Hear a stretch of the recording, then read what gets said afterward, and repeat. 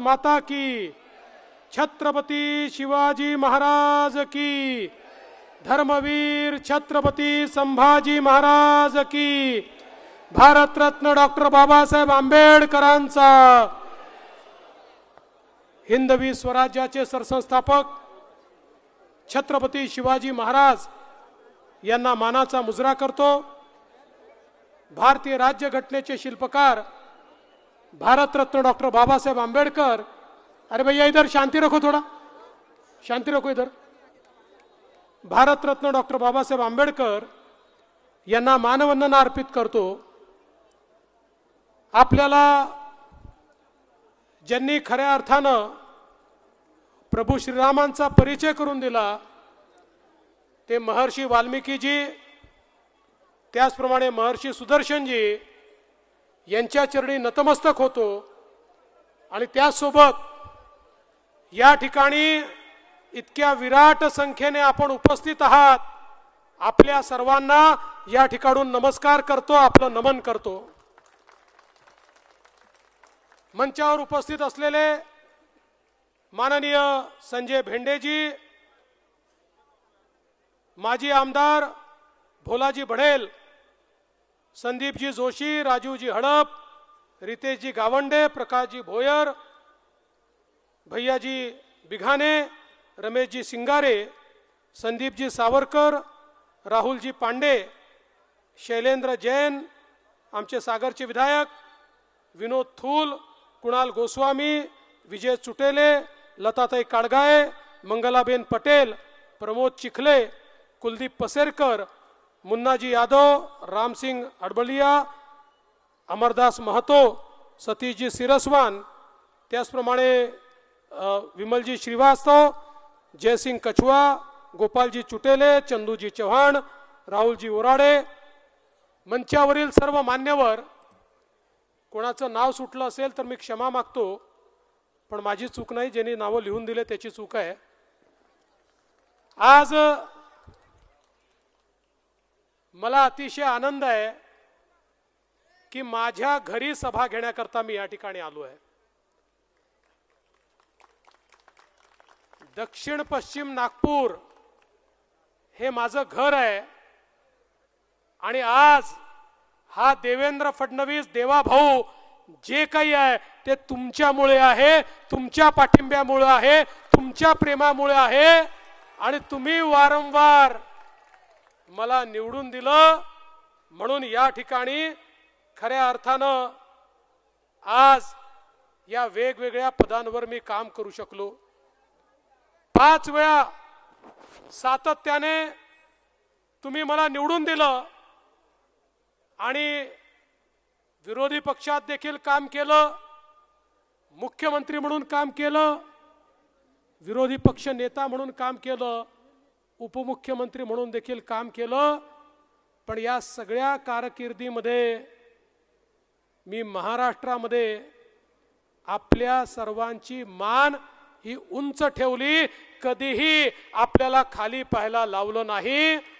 किंबहुना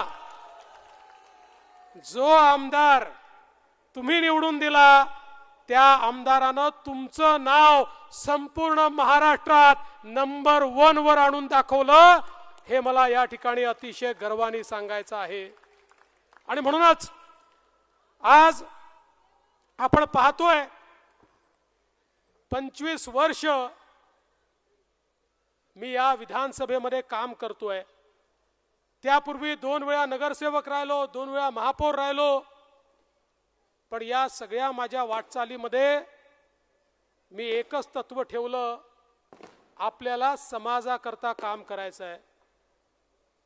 मी कधी स्वतःचा विचार केला नाही, देवेंद्र फडणवीसने कधी स्वतःचं घर भरण्याचा विचार केला नाही, मी माझा उद्योग उभा केला नाही, माझ्या शिक्षण संस्था उभ्या केल्या नाहीत, माझं मेडिकल कॉलेज उभं केलं नाही, मी माझा कुठला व्यवसाय उभा केला नाही। 25 वर्षामध्ये केवळ आणि केवळ समाजाकरता काम करत राहिलो आणि म्हणूनच मला या गोष्टीचा आनंद आहे। महाराष्ट्रामध्ये आतापर्यंत 20 मुख्यमंत्री झाले, या 20 मुख्यमंत्र्यांमध्ये मी एकटा मुख्यमंत्री असा आहे ज्याचं मुंबईमध्ये स्वतःचं घर नाही, आजही माझं घर नागपूरमध्येच आहे आणि मला नागपूरकर असण्याचा गर्व आहे। आणि आपण या नागपूरचा जो विकास केला तो आपण सगळ्यांनी बघितलाय। माननीय गडकरी साहेबांच्या नेतृत्वामध्ये 2014 साली देशात आणि राज्यात सरकार आल्यानंतर मी मुख्यमंत्री म्हणून या नागपूरचा चेहरा मोहरा बदलला। आज आपण पाहू शकतो या नागपूरमध्ये मोठ्या प्रमाणात या ठिकाणी गुंतवणूक झाली, सिमेंट काँक्रीटचे रस्ते झाले, पिण्याच्या पाण्याच्या योजना झाल्या।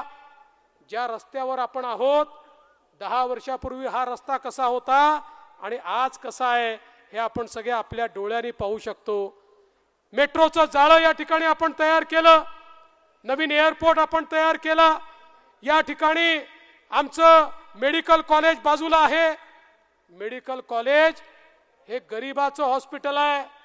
गरीबाचं हॉस्पिटल हे चांगलंच राहिलं पाहिजे म्हणून 500 कोटी रुपये मेडिकल कॉलेजला आपण दिले आणि त्या माध्यमातून मेडिकल कॉलेजमध्ये आज इतक्या आधुनिक सोयी आपण करतो आहोत की ज्या माध्यमातून एखादं खाजगी हॉस्पिटल हे देखील जसं असतं त्यापेक्षा चांगलं 5 स्टार हे आपलं मेडिकल कॉलेज आपण बनवतो आहे। देशातल्या सर्वात उत्तम ऑपरेशन थिएटर्स हे आपल्या मेडिकल मध्ये आपण बनवतो आहे। गरीबाला जर सोय द्यायची असेल तर गरीबांनी नरकात का जावं, गरीबालाही उत्तम सोय मिळाली पाहिजे म्हणून मेडिकलला 500 कोटी रुपये दिले आणि मिओला देखील 500 कोटी रुपये या ठिकाणी दिले आणि मोठ्या प्रमाणात या व्यवस्था आपण या ठिकाणी सुरू केलेल्या आहेत। आज आपण पाहू शकतो या नागपूर शहरामध्ये वेगवेगळ्या योजनांच्या माध्यमातून मोठ्या प्रमाणात आपण उद्योग आणले। आज मिहानमध्ये हजारो कोटी रुपयाची गुंतवणूक आपण आणली। 88,000 पेक्षा जास्त नागपूरच्या तरुणांना त्या ठिकाणी नोकऱ्या मिळाल्या आणि आता पुन्हा 40,000 कोटी रुपयाची इन्व्हेस्टमेंट आणली आहे। अजून 1 लाख लोकांना या ठिकाणी नोकऱ्या मिळतील ही व्यवस्था आपण उभी करतो आहोत। या नागपूरचा चेहरा आणि मोहरा आपण बदलतो आहोत। आपल्याला कल्पना आहे आज भारताचं महाराष्ट्राचं औद्योगिक शहर म्हणून पुण्याकडे पाहिलं जातं, पण पुण्याचा विकास का झाला? पुणे पहिले शिक्षा नगरी झाली, शिक्षणाची नगरी झाली आणि त्यानंतर पुणे ही उद्योगाची नगरी झाली। जिथे शिक्षण असतं, जिथे मानव संसाधन असतं त्याच ठिकाणी उद्योग येतात आणि म्हणून आपण नागपूरमध्ये देशातल्या सगळ्यात चांगल्या इन्स्टिट्यूशन आणल्या। एम्स आणलं, IIIT या ठिकाणी आणलं, आपण या ठिकाणी MBA करता मॅनेजमेंट इन्स्टिट्यूट IIM आणलं, आपण या ठिकाणी सिम्बियोसिस आणलं, आपण या ठिकाणी नरसी मुंजी आणलं, आपण या ठिकाणी लॉ युनिव्हर्सिटी आणली। वेगवेगळ्या प्रकारच्या इन्स्टिट्यूशन ज्या करता आपल्या नागपूरच्या मुलांना पुण्याला जावं लागायचं, मुंबईला जावं लागायचं, बंगलोरला जावं लागायचं, हैदराबादला जावं लागायचं, आता त्या सगळ्या इन्स्टिट्यूशन आपल्या नागपूरमध्ये आहे आणि या अशा इन्स्टिट्यूशन आहे जिथे शिकला की त्याला नोकरी मिळते, जिथे शिकला की लोक लाईन लावून उभे असतात की इथला ग्रॅज्युएट कधी बाहेर पडतो आणि आम्ही त्याला कधी नोकऱ्या देतो। अशा प्रकारच्या इन्स्टिट्यूशन या नागपूरमध्ये आपण आणल्या आणि नागपूरचं चित्र बदलण्याचं काम आपण या ठिकाणी केलं। आज आपण पाहू शकतो नागपूर शहरामध्ये गरीबाला मालकी हक्काचे पट्टे दिले जातील ही घोषणा किती वर्ष चालली होती। अरे काँग्रेसनी 60 वर्ष राज्य केलं। प्रत्येक निवडणूक आली की त्या निवडणुकीच्या सुरुवातीला ते घोषणा करायचे आणि सांगायचे की आम्ही मालकी हक्काचे पट्टे देऊ, पण कधी मालकी हक्काचे पट्टे मिळाले नाही। तुमच्या आशीर्वादानं मी महाराष्ट्राचा मुख्यमंत्री झालो। या महाराष्ट्रातला कायदा बदलला आणि सांगितलं जो झोपडपट्टीवाला ज्या ठिकाणी बसलाय त्याच्याकडे जितकी जागा आहे त्या सगळ्या जागेचा मालकी हक्काचा पट्टा हा त्याला द्यावा लागेल आणि 25,000 लोकांना या नागपूर शहरामध्ये मालकी हक्काचा पट्टा आपण दिला। याही भागामध्ये मालकी हक्काचा पट्टा आपण दिला। मला कल्पना आहे रेल्वे लाईनच्या लोकांना रोज सांगितलं जात आहे तुम्हाला उचलणार, काळजी करू नका, जोपर्यंत देवा भाऊ आहे कोणी तुमच्या केसालाही धक्का लावू शकत नाही। तुमचंही नियमितीकरण करण्याकरता रेल्वे मिनिस्ट्रीमध्ये मी गेलो आहे, तिथे प्रस्ताव दिलेला आहे आणि तो प्रस्तावही आपण मंजूर करू आणि तुम्हालाही त्या ठिकाणून कोणी हात लावू शकणार नाही। एक अजून प्रश्न आमच्या समोर होता, गुजरवाडी सारखी आमची एक त्या ठिकाणी वस्ती, खासगी लँडवर खासगी जागेवर बसलेली वस्ती, या वस्तीमध्ये प्रश्न असा उभा होता की या खासगी जागेवर बसलेल्या वस्त्यांना मालकी हक्काचे पट्टे कसे द्यायचे। त्याचे मालक खासगी होते, जिथे सरकारी जमिनी होत्या, NITच्या जमिनी होत्या, महापालिकेच्या जमिनी होत्या, त्या ठिकाणी तर पट्टे दिले, खासगी जमिनीवर कसे द्यायचे? मी म्हटलं द्यावेच लागतील। या देशातला पहिला निर्णय आहे की खासगी जमीन TDRच्या माध्यमातून सरकार एक्वायर करते आणि त्या ठिकाणच्या लोकांना मालकी हक्काचे पट्टे देते। आता सुरुवात झाली आहे, गुजरवाडीचा प्रस्ताव अंतिम टप्प्यामध्ये आहे, काही ऑब्जेक्शन दूर करायचे आहेत आणि लवकरच गुजरवाडीमध्ये देखील मालकी हक्काचे पट्टे हे त्या ठिकाणी मिळणार आहेत। बंधू भगिनींनो, देशातल्या कुठल्याही राज्यात विचारा झोपडपट्टीचे मालकी हक्काचे पट्टे मिळाले का? ते सांगतील आम्हाला मिळाले नाही। पण महाराष्ट्रामध्ये तुमच्या आशीर्वादानं हा देवाभाऊ मुख्यमंत्री झाला तर कायदा करून झोपडपट्टी वासियांना त्यांचा अधिकार देण्याचं काम आपण केलं। आपल्याला कल्पना आहे या ठिकाणी लाड पागे समितीचा जो अहवाल होता मी मुख्यमंत्री असताना लागू केला, परंतु मध्यंतरीच्या काळामध्ये त्या ठिकाणी महाविकास आघाडीचं काँग्रेसचं राज्य आलं आणि काँग्रेसच्या राज्यामध्ये लाड पागे समितीचा अहवाल गुंडाळून त्या ठिकाणी बासनात टाकण्यात आला। आमचा जो अधिकार आहे तो अधिकार पूर्णपणे नाकारण्यात आला। ज्या लोकांनी वर्षानुवर्ष आपल्या डोक्यावर मैला वाहून नेला, ज्या लोकांनी सेवा केली, त्यांना मिळालेला अधिकार तो अधिकार काँग्रेसने छीनला होता। पण तुमच्या आशीर्वादानं पुन्हा उपमुख्यमंत्री झालो आणि त्या ठिकाणी लाड पागेचा GR काढून खऱ्या अर्थानं पुन्हा एकदा आमच्या समाजाला न्याय देण्याचं काम हे आपण या ठिकाणी करून दाखवलं। आणि एवढंच नाही, वेगवेगळ्या विभागामध्ये लाड पागे समितीचा अहवाल लागू होत नव्हता, युनिव्हर्सिटीत होत नव्हता, तिथे लागू केला। गडचिरोलीमध्ये पोलीसमध्ये होत नव्हता, आपले अनेक लोक केसेस घेऊन यायचे, त्या ठिकाणी तो लागू केला। मेडिकल मध्ये होत नव्हता, त्या ठिकाणी तो लागू केला। वीज मंडळात होत नव्हता, त्या ठिकाणी तो लागू केला। ज्या ज्या ठिकाणी माझे सफाई कामगार, माझे या ठिकाणी वाल्मिकी, सुदर्शन, मखियार या सगळ्या समाजाचे लोक, माझे दलित बांधव हे ज्या ज्या ठिकाणी ऐवजदार होते, रोजंदारीचे कामगार होते, त्या त्या ठिकाणी लाड पागे समितीच्या अंतर्गत वारीस पद्धती लागू करून त्यांना परमनंट करण्याचं काम आपण केलं। आताच महानगरपालिकेमध्ये 500 लोकांना आपण त्या ठिकाणी त्यांचे जे काही हक्क आहेत ते हक्क देऊन त्यांना नोकरीचे पत्र आताच आपण या ठिकाणी दिले। त्यामुळे समाजातल्या प्रत्येक क्षेत्रामध्ये मोठ्या प्रमाणात आपण काम करतोय। आज दीक्षाभूमी असेल 200 कोटी रुपये आपण दिले, ड्रॅगन पॅलेस टेम्पल असेल 250 कोटी रुपये आपण त्या ठिकाणी दिले। समाजामध्ये वेगवेगळ्या लोकांना एकत्रित घेऊन चालण्याचं काम आपल्या सरकारच्या माध्यमातून होत आहे। आमच्या OBC समाजाकरता खऱ्या अर्थानं या महाराष्ट्रामध्ये मी मुख्यमंत्री झाल्यानंतर पहिल्यांदा OBCचं वेगळं मंत्रालय तयार केलं आणि त्या मंत्रालयाच्या अंतर्गत OBC समाजाकरता वेगवेगळ्या योजना आणल्या। आज आपण पाहू शकतो OBC समाजाकरता 52 हॉस्टेल आम्ही तयार केलेले आहेत। प्रत्येक जिल्ह्यामध्ये एक मुलांकरता आणि एक मुलींकरता हॉस्टेल, ज्या हॉस्टेलमध्ये राहून आज आमचे मुलं मुली शिकतायत।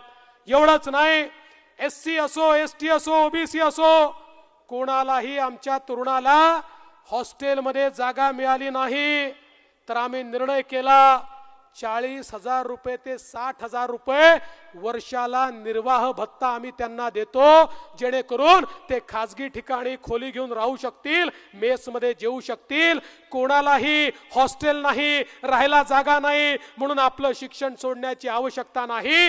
ही व्यवस्था आपण या ठिकाणी उभी केली.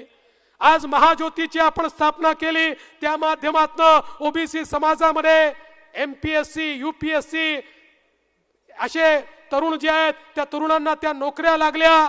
त्यासोबत बार्टीच्या माध्यमातून आमच्या दलित समाजाकरता, आरटीच्या माध्यमातून आमच्या मातंग समाजाकरता, वनआरटीच्या माध्यमातून आमच्या भटक्या विमुक्तांकरता आम्ही शिक्षणाचं आणि नोकरीचं दालन उघडं केलं. बंधू भगिनींनो, या महाराष्ट्रामध्ये सगळ्या समाजाचा विचार करणारं कुठलं सरकार असेल तर ते आपलं सरकार आहे. आमच्या तरुणाईला आम्ही अप्रेंटिसची योजना आणली. आता 10 लाख तरुणांना 10,000 रुपये महिन्याला अप्रेंटिस देण्याचा आपण निर्णय केला.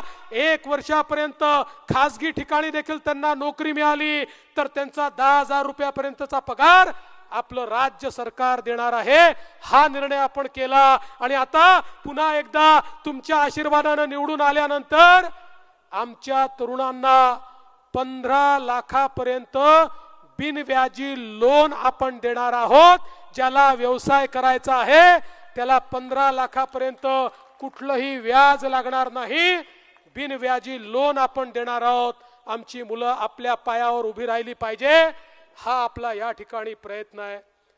आज आपल्याला कल्पना आहे, माननीय मोदीजींनी आपल्याला सांगितलं, खऱ्या अर्थानं या देशाचा विकास करायचा असेल तर देशाची 50% लोकसंख्या म्हणजे आमच्या महिला, आमच्या माता भगिनी या जोपर्यंत सामाजिक आर्थिक परिवर्तनाच्या केंद्रस्थानी येत नाही तोपर्यंत विकसित भारत तयार होऊ शकत नाही. आणि म्हणून मोदीजींनी बेटी बचाओ बेटी पढाओ पासनं लखपती दीदी पर्यंतच्या योजना आणल्या. लखपती दीदी म्हणजे काय माहिती आहे?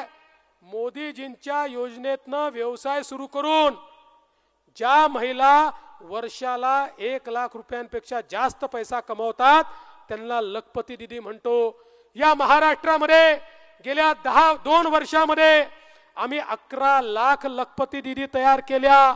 आता लवकरच 25 लाखाचा टप्पा गाठायचा आहे.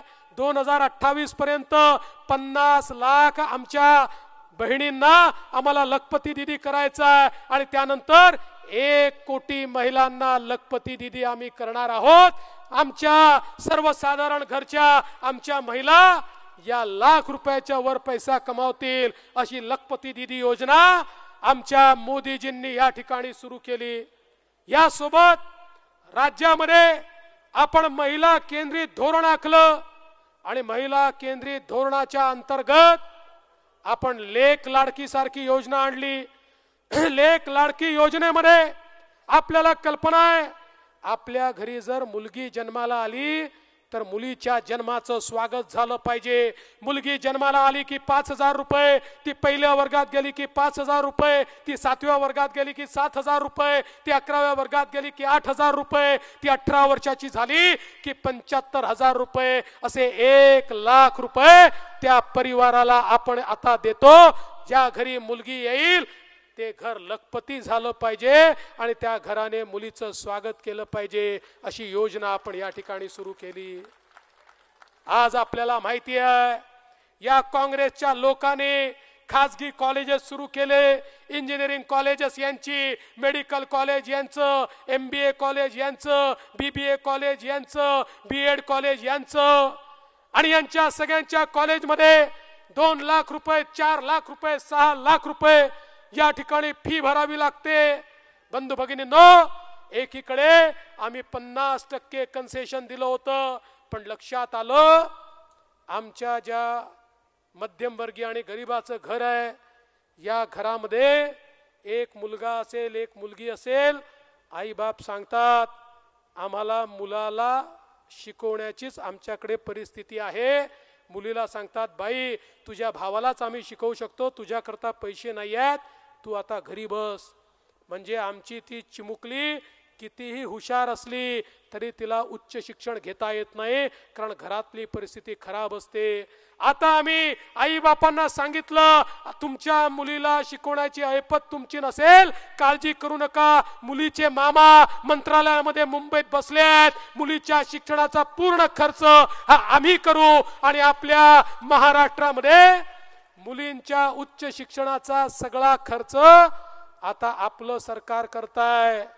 मुलीला डॉक्टर बनवा, इंजिनियर बनवा, MBA बनवा, BBA बनवा, मुलीला तुम्ही प्राध्यापक बनवा, DED द्या, BEd द्या, कुठलाही कोर्स द्या, त्याची पूर्ण फी 100% फी ही राज्यातलं सरकार या ठिकाणी भरताय.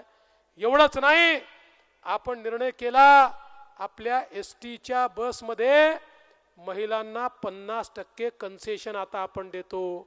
म्हणजे महिला जर ST मध्ये फिरल्या, पुरुषांना जर 100 रुपये तिकीट असेल, महिलांना 50 रुपये तिकीट लागतं.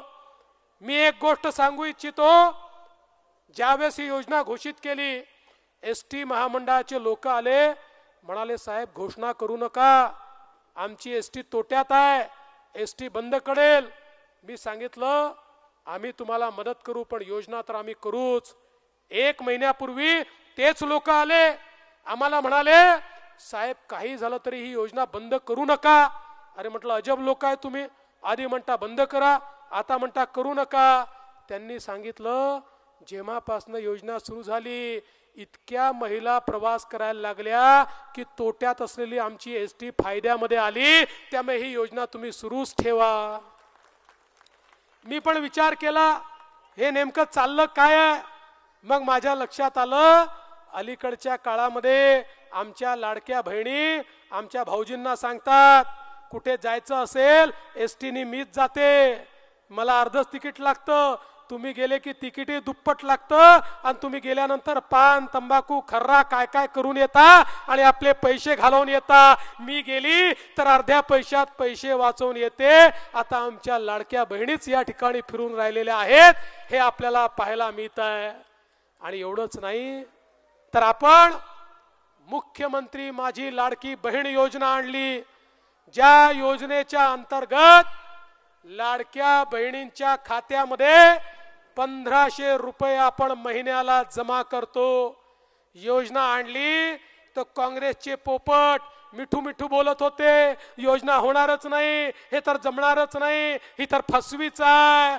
पण त्यांच्या नाकावर टिचून 2.5 कोटी लाडक्या बहिणींच्या खात्यामध्ये नोव्हेंबर पर्यंतचे पैसे हे आम्ही जमा करून दाखवले आणि ही योजना सुरू केली. बहिणींनो, तुम्हाला मला सांगायचं आहे, जसे आम्ही तुमचे सख्खे भाऊ आहोत तसे काही तुमचे सावत्र भाऊ देखील फिरतायत. हे सावत्र भाऊ ही योजना बंद करण्याचा प्रयत्न करतायत. हे लोक कोर्टात गेले. कोण गेलाय कोर्टामध्ये?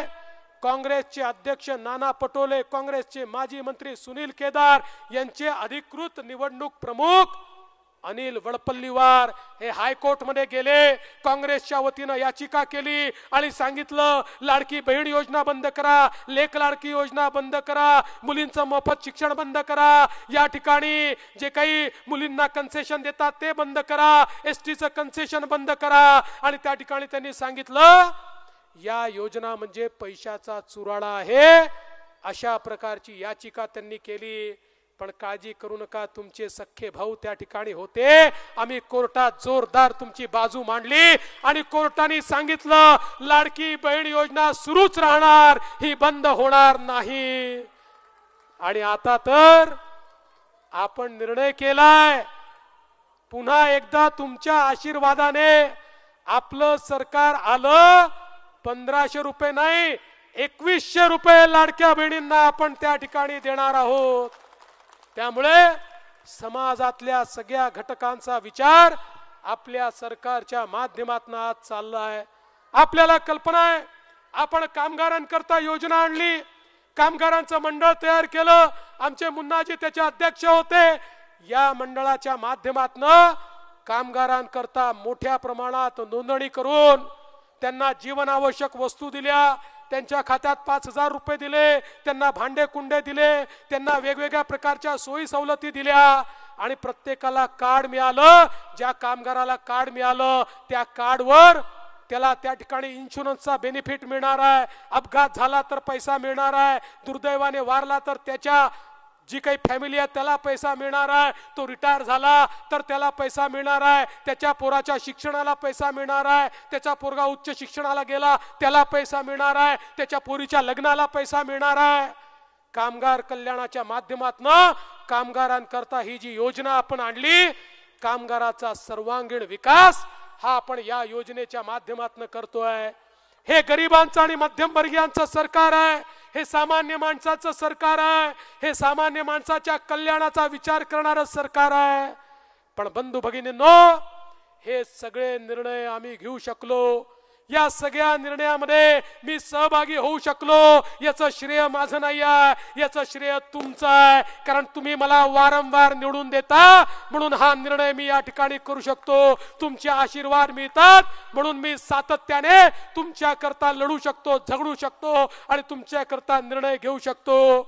आणि म्हणून आज मी केवळ मत मागण्याकरता आलेलो नाही, मी तर पहिल्यांदा तुमचे धन्यवाद देण्याकरता आलो आहे की तुम्ही सातत्याने माझ्यावर जे प्रेम केलं, मला या प्रेमातच राहू द्या. तुमच्या प्रेमाचं कर्ज माझ्यावर आहे, पण हे कर्ज हे प्रेमाचं कर्ज असल्यामुळे जीवनभर हा देवाभाऊ तुमच्या प्रेमाच्या कर्जातच राहील आणि जोपर्यंत जिवंत आहे तुमची सेवा करत राहील, जोपर्यंत जिवंत आहे तुमच्याच करता काम करत राहील, हा विश्वास तुम्हाला देतो. आणि पुन्हा एकदा सहाव्यांदा तुमचा आशीर्वाद देण्याकरता कमळाचं बटन दाबा आणि मग पुढचा विकास देवाभाऊवर सोडा, एवढीच विनंती करतो आणि माझं बोलणं संपवतो. धन्यवाद. जय हिंद, जय भारत.